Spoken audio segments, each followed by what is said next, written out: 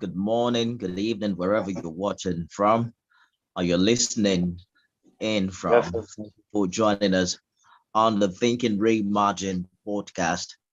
I am Nifemi Oguntoye, and happy International Youth Day.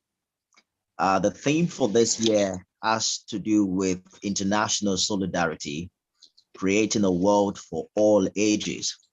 Our attention, however, on this podcast is on empowering the younger population of the world to be able to make that necessary contribution, particularly taking action to be able to, for instance, achieve all the sustainable development goals and very other peculiar needs and challenges facing the world. So whether it's an ability to express yourself or knowing how to, we are noticing that the average young person today struggles with self-expression in one form or the other. And that's what we're talking about. The frustration can be due to economic or psychological input, a fear of being judged, uh, the fear of getting arrested, particularly in Nigeria, the dynamic is also very peculiar and hydra headed, so to speak. There is the limitation that also comes with being inside the box, given the societal and cultural limitations wherever you are. So I'm joined by quite a number of upwardly mobile young people on this podcast. But I'd like to begin with a poetic expression from the phenomenal poet himself, Ben Finisher, who has joined us on this podcast. So, ladies and gentlemen, I present to you the oratory version of our podcast.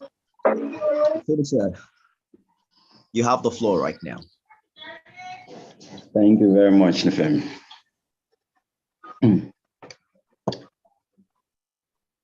Can you all hear me loud and clear?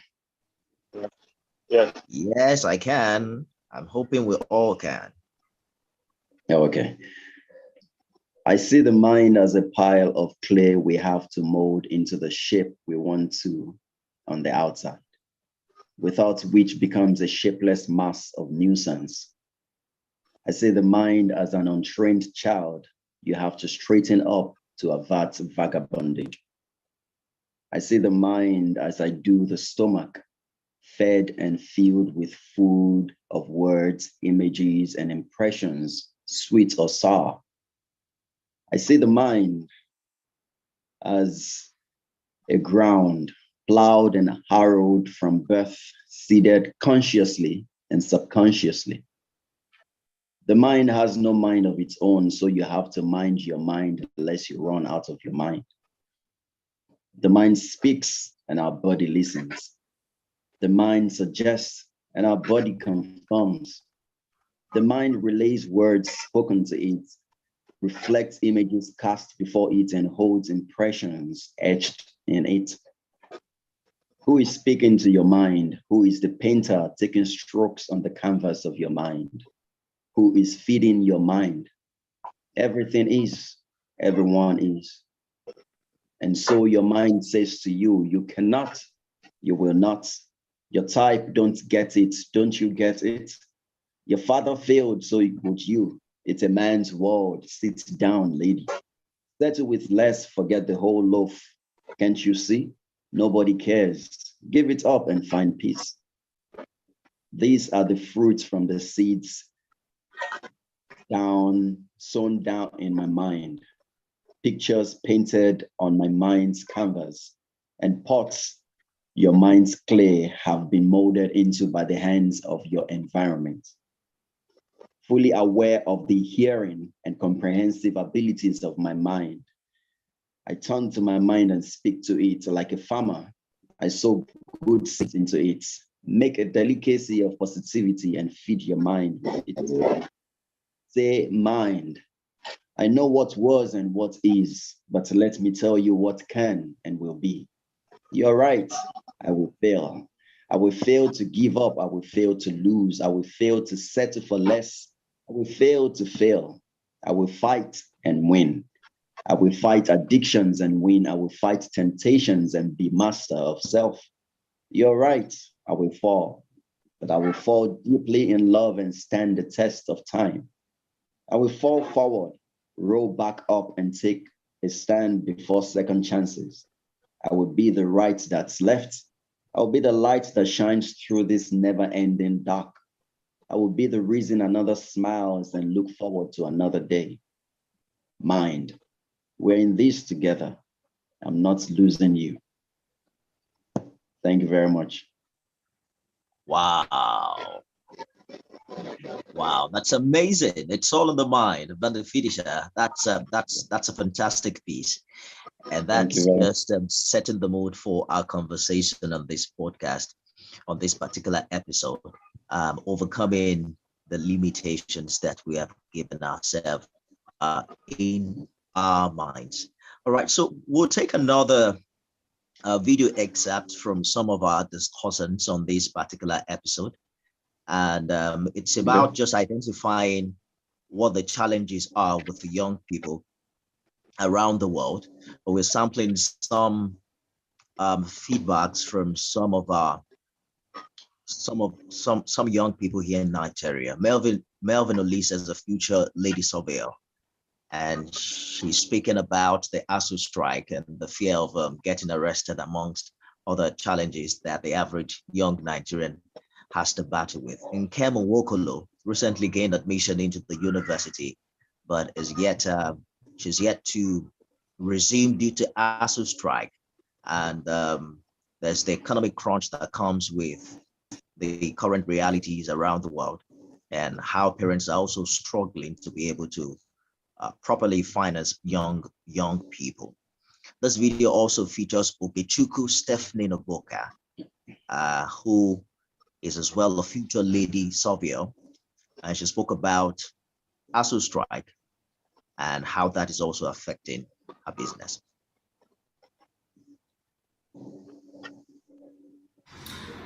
Hello, my name is Melvina Olisa. I'm from Rivers State, although I reside here in Anambra State. There are so many reasons of which I cannot fully express myself as a youth here in Nigeria, here in my state, the state that I reside. Economic reasons, political reasons, social reasons, security reasons. Many of the reasons why one cannot fully express himself as a youth, because you're not safe. You don't know what you will say the next time that they might come after you post online. Economic reasons, especially when goods will be sold for 10 naira today and tomorrow it is 30 naira.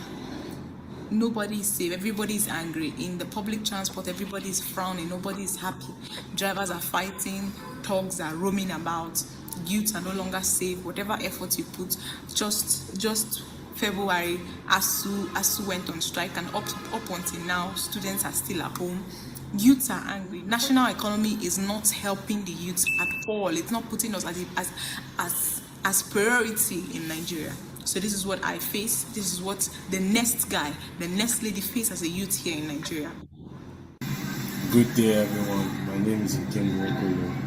I'm a youth, and living in Nigeria as a youth has affected me in some ways, both directly and indirectly.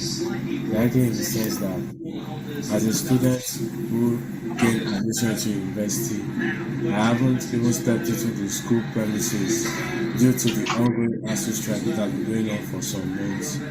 And I've been at home doing nothing when I'm meant to be in school studying for a better future. This is not very encouraging for students based in Nigeria. Also, the cost of living in Nigeria has increased. Although my parents are still catering for my needs, I can see how they struggle to make ends meet. Or like when the economy was still buoyant, things were very easy, but now things have become harder due to the poor state of the economy. I hope that as time progresses, things will become better in Nigeria. Thank you. Good day, everybody. My name is Okechukwu Stephanie Oboka, a student of University of Nigeria, Enugu campus. Being a youth is actually hard. I'm sure everybody can relate to that. I have this business I started in my second year so that I could support myself and not be calling my parents every time when I'm in a tight spot. At least I'll have small money on me to take care of one or two things. I started this business in my second year, and there are pressure coming from different areas like my parents or family members, my friends, and then the internet. When I see people that are doing the same thing I'm doing and their own is like going far and they are making it and everything, it breaks my heart that I'm still in school and I cannot even move the business at all. And I'm sure that there are so many other people that can also relate to this. And the worst part of everything is that ASU now decided to keep us at home for 5 months. 5 good months. It's not even looking good at all, because so many people have made plans for like when they graduate that okay, they will try to see if they can make their business bigger or better, or find a better place for their business, or one thing or the other.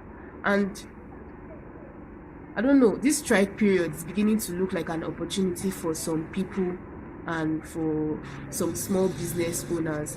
And if this is your time to shine, I hope you make the best out of it. Thank you.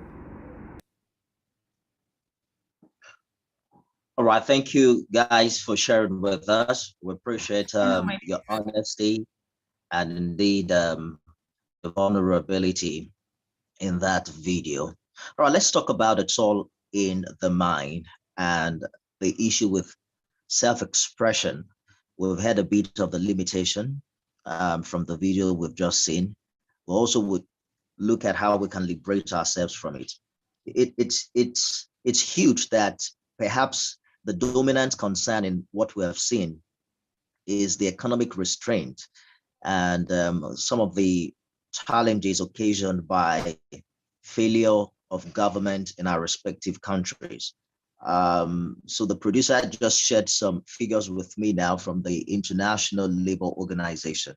The fact that there are 73 million unemployed young people.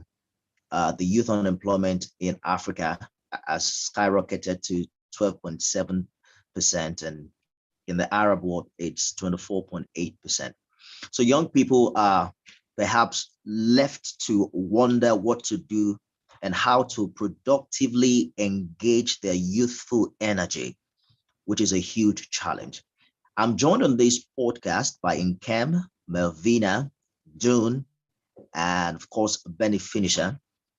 Benny just shared some very inspiring thoughts with us from that poem, It's All in the Mind, and we'll also be talking more about that in the course of this podcast. But let me begin with Melvina.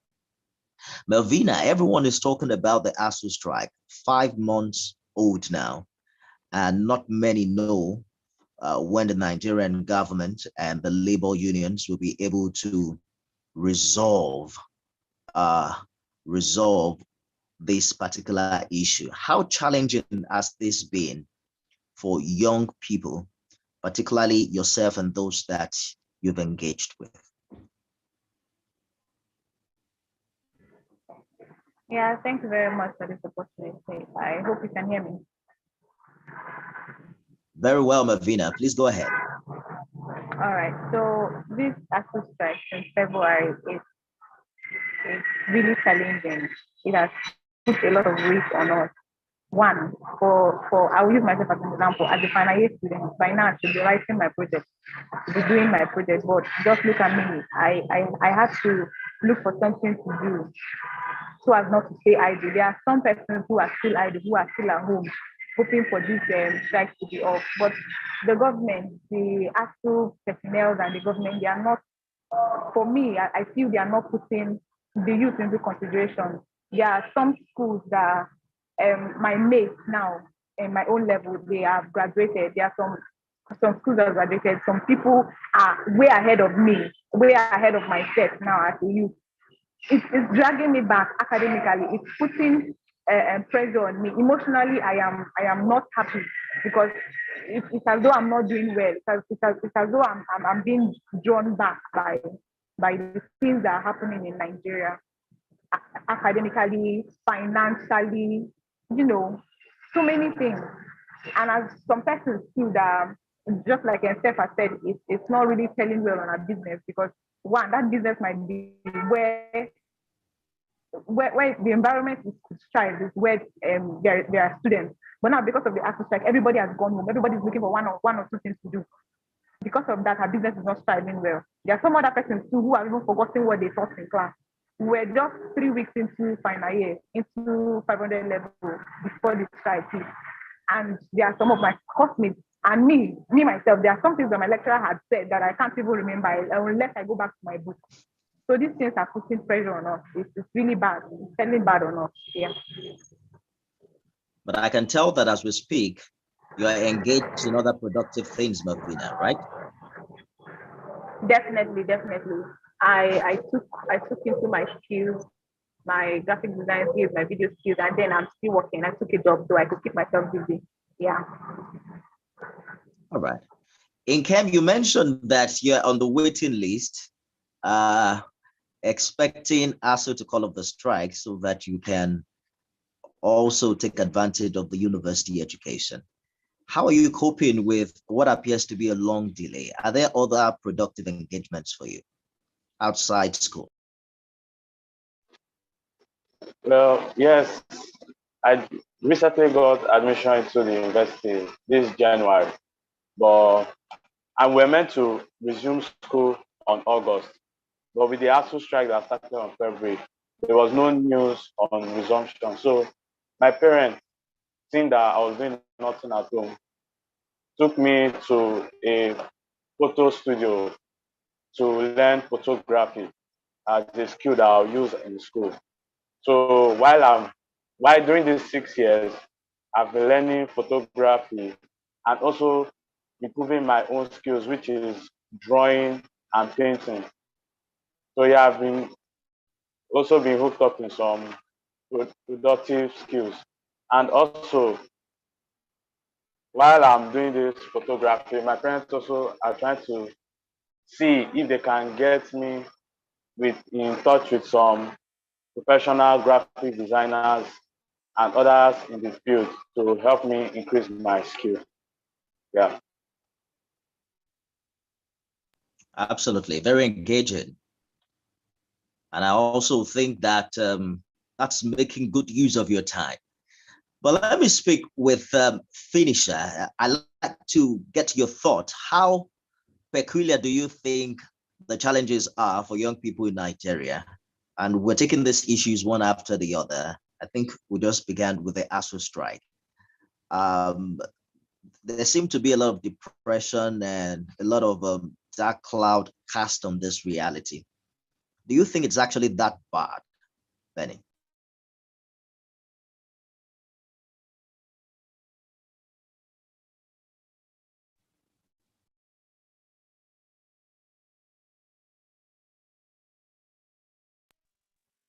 Can you hear me? Yes, I can hear you now. Okay, I don't think it's bad at all in all sense, but I think it's an opportunity. It's not just a crisis to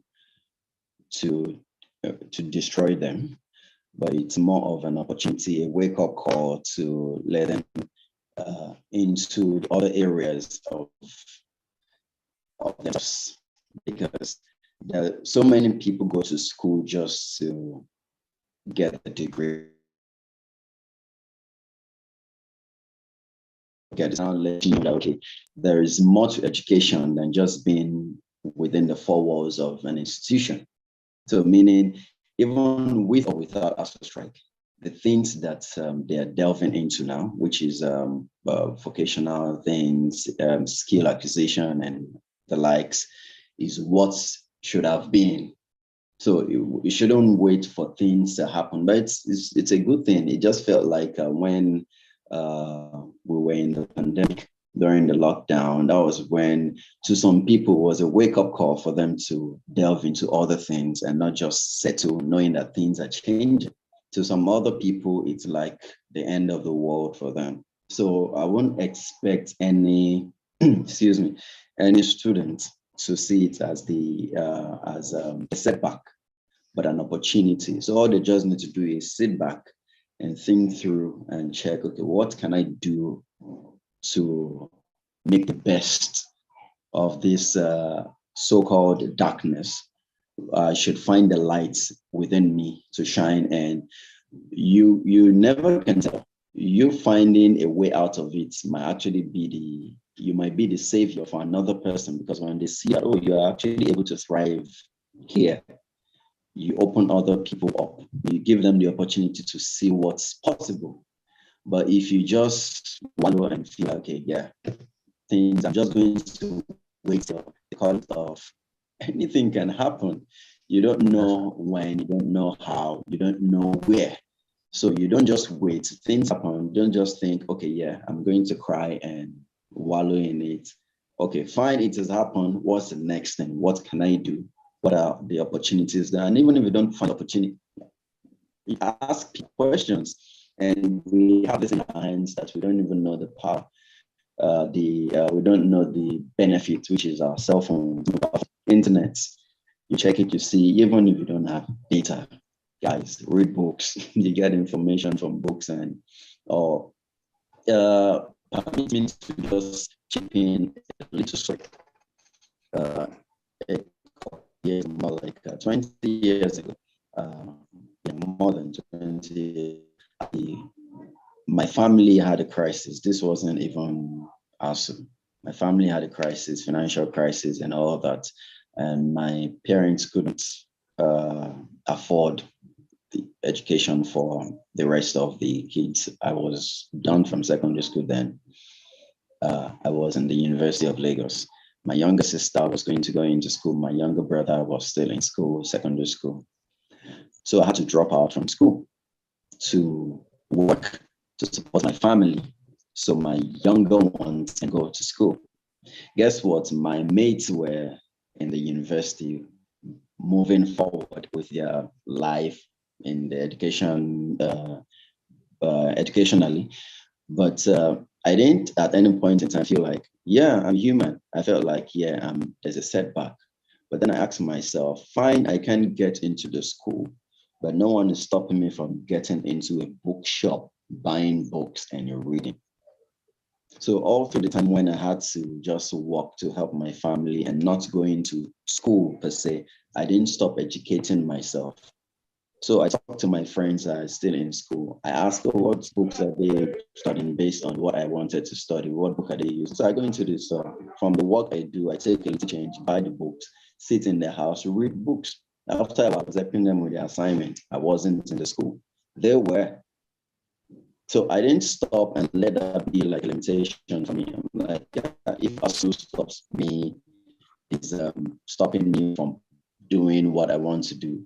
ASU didn't stop me from getting books to read. ASU didn't stop me from acquiring skills. ASU didn't stop my life from moving on.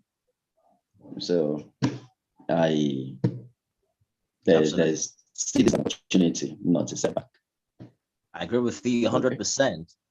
I agree with you 100%. After all, education is way beyond the four walls of an institution. Absolutely. Yeah. I remember that, and the reality in Nigeria, for instance, is that most graduates leave school finding out that they get to do exactly something entirely different from what they study in school. Exactly. So ASU breaks, like everyone who has been to a Nigerian university has experienced, is an opportunity for everyone to discover themselves and empower themselves. I remember that there was one similar break when I was in school. It was as long as 6 months. And someone told me that you're never going to have this much break again in your life. And what you do with it right now will determine a lot. And that was when I discovered my speaking ability, worked on it, got a job on a local radio station. And even though I did Greek in school, today I'm into mass communication. I mean, I never studied it for once in school. So it's amazing what you've shared. Dr. Ama also corroborated your thought, and she's talking about the power of infinite possibilities. She says, seek infinite possibilities. Broadband can open the way to new remote jobs and green jobs. It's amazing what's happening these days with young people who have decided to acquire some skills in fintech and things like that. People sit in the four corners of their homes and they earn in dollars. It's amazing how much economic power education beyond the walls of the university can put in your hands. I saw your hands up earlier, Melvina. Yeah, my hands were up. I wanted to say something. Please go ahead. Okay, I did not want to agree with him 100%, Benny Finisher, because of what he said that is an opportunity, not a crisis. It's actually a crisis for this to be happening almost every 2 3 years. In 2020, we were at home throughout 2020, coupled with the COVID-19 strike. Yeah. So if it keeps happening subsequently every time, it's really a crisis on us. Like 2021, we have to run 2 sections in 1 year. That is 4 semesters. We wrote 4 different exams, four different terms exams and everything. We have to do my year 3 and my year 4. I did it inside 2021. My IT time was supposed to be for 6 months, but I had to do it under 2 months, and which is not right for me. I didn't even learn as much as I was supposed to learn. So it's a crisis on every student in Nigeria. This exercise is not, although it's an opportunity, yes, because where I am today now, I wouldn't have been here if it's not for Active Strike. What I know of surveying and doing from Active Strike, I wouldn't have known it if it's not for 2020 Active Strike that I have to go and work under a company. And here I am, on to working under a company. I'm learning a lot. Yes, it's an opportunity, but we should not dismiss the fact that it's a crisis on students because it's really taking us back. It's really, really pressing and taking us back. That was what I wanted to say. So let us call it both a crisis and an opportunity. But I think what Betty was saying is taking charge of the things we can change in our lives. So, for instance, we agree that it is a national crisis. Personally, I have double beef. I have beef for both the government and ASU members. I mean, how can somebody leave their jobs for 5 months because of how much they're paid? I mean, I could also leave my job because I'm not satisfied with my employer and not go to work. But that's an issue that is beyond young people. Maybe the best students can do is protest, and you really do not have the ability to. You don't have that magic wand to change things, as it were, at the snap of a finger. So I think what Benny was saying is that the more we see it as an opportunity, the less traumatic effect it has on our lives. And then we see that, oh, this is free time for me. This is an opportunity for me to learn a skill, to take a course online, to see the world differently, to learn something new, to discover myself, and to also invest time in my ability to do other things. So I totally agree with you that it is not the norm. It's not supposed to happen, but we're supposed to also seek solutions while in a crisis. I'd like us to move this conversation on to other peculiar things. We talked about limitations to self-expression. I said that Benny is wearing dreads. There's what they call profiling among young people in Nigeria. A policeman just stops you on the road because you're on dreads, or you have tattoo on your body, or because of the way you're dressed. And there's just seem to be some other factors that limit our expression. Even the way you look can be a problem in this part of the world. I'd like to know if there's anybody on this conversation, on this panel, who has had that kind of experience as to wanting to express yourself in a way, but the system, is restricting you, or if there is some constant fear as to the extent to which you can go in expressing yourself. Who wants to go first?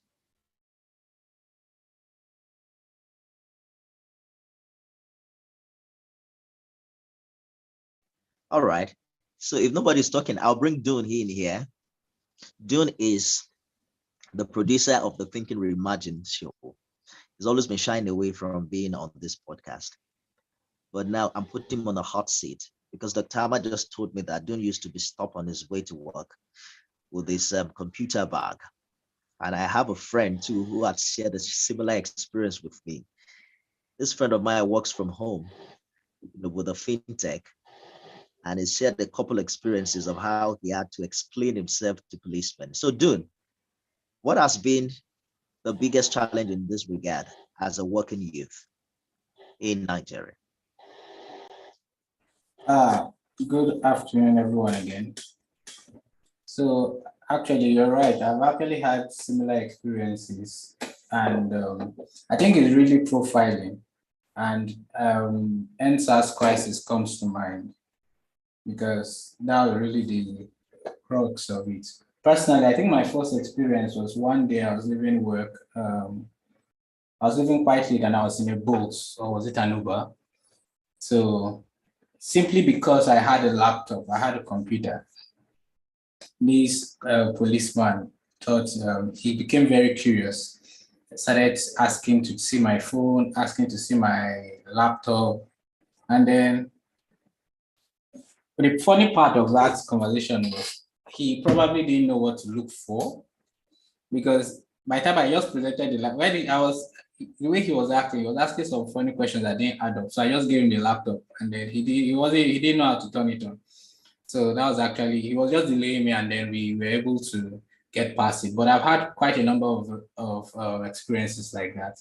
And then the average young person in Nigeria actually lives with this fear. For me, I've not had the experience where I've been stopped for my hairstyle, but really many times I think there's something about the way we look as youths, especially nowadays, and it's become very annoying. Simply because you are in a bus or you are in an Uber in Lagos. I'll say in Lagos because I've been privileged to be able to live in a few other places within Nigeria. And it's not the same everywhere, but there are similar experiences in these parts. But in Lagos especially, if you are moving around in an Uber, especially if you look a certain way, if you carry an iPhone. I remember recently I was traveling by road going to Kwara State. I was going to Ilorin, and then I had an iPhone as well as an Android phone. And I kept that iPhone hidden throughout because even with that phone being hidden, I had someone sitting just beside me, and then he had an iPhone as well. A policeman stopped us and then asked both of us to come down, and then was trying to search us. Just started asking some questions. Where do you work? What are you going to do? And many of these kind of confrontations generally end with your phones being searched. I personally have not had that experience, but maybe it's because for whatever reason though, but actually there's that fear. There's that fear of being profiled. There's already a profiling. There's also the fear of expressing yourself. Several people, we've heard a number of people who have gotten arrested because they tweeted something, sent out a tweet, somehow you just find out the person goes quiet. So within Nigeria, there's that fear. And then a few others, not many come to mind right now, but that's all I can remember. Benny, for some reasons, even though you have a long hair, your face looks like, how do I put this now? You don't look like someone like a policeman will stop. You look very calm, cool. You don't look like a Yahoo boy. Have you had any experience in this regard? Well, I think I've never really had any embarrassing experience. I remember the first one, which a lot of people thought something would have happened. That was in 2005. Yeah, then I used to weave my hair. That was when fashion was telling out people that, okay, they should just catch boys with dreadlocks and any haircut of their head, and they throw them somewhere to learn something vocational and all that. So in my neighborhood, then people look at me like, how come no one has arrested me? So they speak Yoruba and they say all stuff, forgetting the fact that not forgetting, they know I understood what they were saying. So it never happened. Then in 2007, I cut the hair and decided to lock a couple of months later. And I have 14 years old on my head. And the only few times I've been stopped. When they stop me, I also think approach matters and how you respond to them. When they stop me, I go, "Oh, good morning, sir. How are you today?" And before my response doesn't make them go, "How are you? So where are you going to?"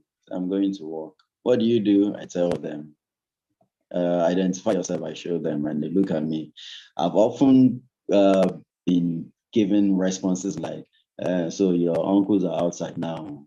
They never chop since morning. How far?" Then I just smile and say, "Wait till my uncle one chop. Finish and we have a conversation." I'm no. So during the answers, I got calls and messages asking to tell my stories. I said I don't have any horrible stories. That never happened to me. And some go maybe because of the way you dress and your face, and like you said, I said, well, sometimes you can have a bad day. I'm just God has been saving me. So because you see someone without a hair, without looking funny, and just happens to be a victim. But recently I had the show last weekend, but before the show, I had two experiences. I was in a cab, and this policeman just drove in front of the car, and knocked on the side of my window and asked me to identify myself. So I told him, man, sure, I was wearing this that morning. So it just mattered, you can go. 2 weeks later, the same set of the same team came in front of another cab I was at. By the time they knocked on the window and asked me to wind down, and they saw my face, they started smiling. They said, "Bro, it's not you again." I said, "I'm you." The face is just fresh. I said, "I got it." He said, "You now dollar it is." I say, "Me, nobody they spend dollar." I say, "Okay, they go. Take care of yourself." I said, "You too, sir." And that was it. So I never really, because also you see this police stop people and they go, "Yes, why are you stopping me?" Now you rile up. They want to show that they are in control. That's right. That's right. I think that's a powerful statement you just made. That every young person in Nigeria must learn the skill of relating well with the policeman. Yeah. I mean, that's just very powerful. And it's either perhaps maybe there are no longer bad policemen in Nigeria, or you have always been having good days with them, or you have been so cool, calm, and collected that you know how to relate with them. Nkem, what do you think? What do you think about policemen and policewomen in Nigeria? What kind of relationship do you think young people enjoy with them? And have you ever seen them as a challenge or as a threat to your dreams? Well, personally, to me, I don't really know what to say because my father is a retired policeman. So when So you I have a go personal to, bias for them. sir? I said, so you have a personal bias for police people. No, not like bias, but I think it's just the situation of the country that is affecting them. Because mostly when I go to public places, people always complain that police are collecting bribes, police are doing this, they're harassing them. But if you really look at it, police are also human beings and they are not, how will I put, they are not like, the situation of the country is not favoring them. So their salaries are not really that helpful. So they will always look for how to make more money by collecting bribes on the road. Not all, though, but some. Some are like that. And also, when people say police don't protect them, what do you expect them to do? They have not been given the equipment for protection, like all these, their weapons, their guns. I'm sure some of them are outdated. So they will obviously run away from all these things. And if you call them, you can't expect them to rush to the scene when they are not properly prepared for what is about, for what they are about to face. So for me, police situation in Nigeria is is not really good. So I understand you, Nkem, yeah, and I know that you're also speaking from um, an experienced point of view. I think Nkem is highlighting the human angle to police personnel and the need for us to relate with them as human beings and as Nigerians. If young people are going to relate to the average policeman or woman, like they will talk to a banker in a bank, for instance, or speak to their insurance officer, or speak to their lecturer in school, maybe we will have a less, friction in our relationship with them. I'd like us to begin to wrap up this conversation. I want us to speak to how we can trick our minds as young Nigerians, because this podcast seemed to be full of many of us here in Nigeria, and we began highlighting what the challenges are for many students here. It's the long delay with their education and how that has been like a pause on their lives. But someone like Melvina, someone like Nkem are finding a better engagement for this time. Melvina, speak to us about how we can begin to, um, deliver ourselves from that mind bondage as if nothing is happening. Oh, school is on strike. The economy is bad. That's why my life is on hold. What can we do to inspire ourselves to make better use of our youthful energy and time? Well, I would say it starts from self-determination. It comes from self-determination. You, as a self-determined person and as a focused person, you know what you want for yourself. So even if school is on strike, you should go out there and look for something. If you want to continue on the path of your career, you can go out there and look for a job related to your career. Not necessarily that they're going to be paying you, but then because you're going there for the knowledge, you by all means you would want to join that work. You would want to join that company or whatever it is that you want to do. Aside work or anything, there are courses out there online for self personal development. You pick them, you go for anyone that you want. You do them, like build yourself. Not necessarily that it might not even be handy, like you might not want to use it now, but in time it will pay off. That okay, I have a knowledge of this course, I have a knowledge of this, I have a knowledge of this. Just like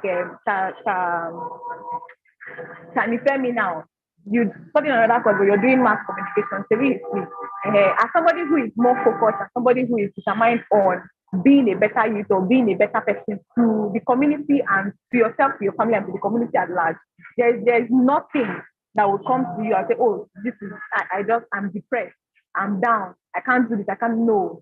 As far as that thing is there for now, as strike, economic, whatever, social, however, insecurities, just see it as an opportunity to make yourself a better person for the next person, for yourself, for your family, and for the community at large. Because at one time, you would feel like you don't have anything to offer. Yes, because when the next person is offering what he has to the community, when the other person is bringing what he has to the company or the organization, and then you are just there, you are the least of them. It will tell in time. That's just it. Thank you. Absolutely. And Cam, let me have your thought on this matter as it relates to a more productive engagement, uh, and of course, a more productive use of time as a young person living in Nigeria. Yeah, about that. Um, when situations like this happen, obviously you're not meant to stay at home doing nothing. You have to find something productive to do. Because as they say, an idle mind is the devil's workshop. So, like, take for example me now. I wanted to study fine art and design in school, but with the ASU strike now, I have to go and learn another skill, which is photography. And me, personally, I never have interest in photography. I'm not a photo person, but just to keep myself busy, not to have any negative thoughts in my mind, I have to look for a job. So I urge youths outside not to be lazy, but find something to do. Like a second skill is not something so hard. You might not even you need the skill to make money, but just have it in case of necessities or something like that. Absolutely. Mr. Bennett, talk to us about how we can free our minds because it's easier said than done, particularly when you consider a bird that has been in a cage for years. You might not even notice when the cage has been opened.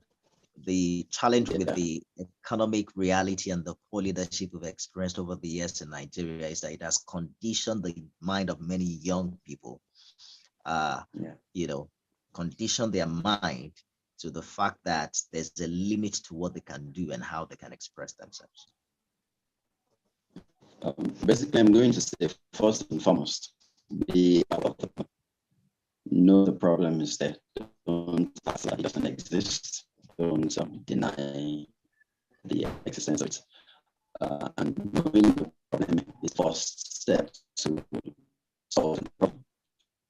The problem that you know, okay, how is it affecting me? How will it affect other people?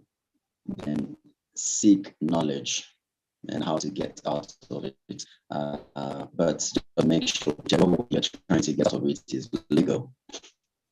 Because oftentimes young people just take the bull by the horn and bite it. So which is very risky. And the country is throwing rocks at the young people. So I'd say, well, what's the difference? You keep them because you need them to build your own house. And also, what rocks are being thrown at you, make sure you stay alive, doesn't hit your head so you don't die in the process. So it's very important to look out for yourself first, because if you are not alive in a good mental state, you won't be able to help another. So look out for yourself first and look out for another. And let's one of us pass that down the line, and because one helps the second, we have to help in four, and it increases that way. And no, just something that's not benefit another person. Yeah, really share. And if helping another person and lessen or reduce what you have, trust me, like they say, this sky is wide enough for birds, number of birds, different birds to fly. So have a good time and stay close to your God. It's very important. Thank you. Thank you. And thank you everyone for being a part of the show today. Stay engaged, open your mind. And when we're talking about self-expression, express only positivity. We're not saying express crime or steal more money through, fraud and Yahoo and the rest. There's a huge opportunity for young people in Nigeria. The population is in for a take. There's a skill deficiency. There are many things not working that requires a solution. And I believe that we can make things happen. June, I'd like to have your final thoughts on this. Okay, thank you, Nifemi. I think just to reinforce what we've been saying, I think what my final words will be that it's important that we recognize that we can acknowledge we should acknowledge the crisis or all the things, all the forces that don't seem to be on our side. It's important that we do not focus on them so much. Acknowledge them, but focus on their opportunities, because said earlier that crisis and opportunities tend to exist side by side. So it's important that we don't. I think overanalysis of all the things that are not on your side is not productive. What I believe we can do is because I'm a firm believer that nothing happens by accident. Everything actually happens based on, of course, there are systems here and there, and then the system failure will have its consequences. But there's only so much you can control outside of yourself. What you have 100% control of is your response and then how you act, how you conduct yourself.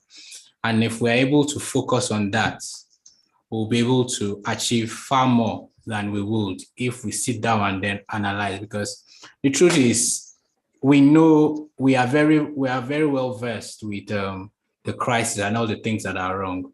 We see it all the time. You turn on everything, everybody's analyzing it everywhere.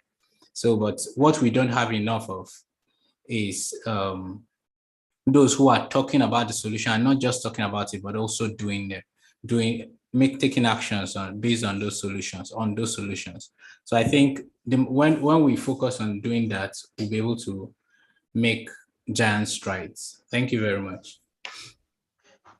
Thank you, Dune. Thank you, Melvina. Thank you, Benny. Thank you, Nkem. And thank you, Dr. Amma. A big thank you, everyone, for being a part of this particular conversation. Wishing you all the best. And we're counting on you to do better than the older generation and contribute your quota to the development of your nation. I'm Nifemi Oguntoye. See you some other time.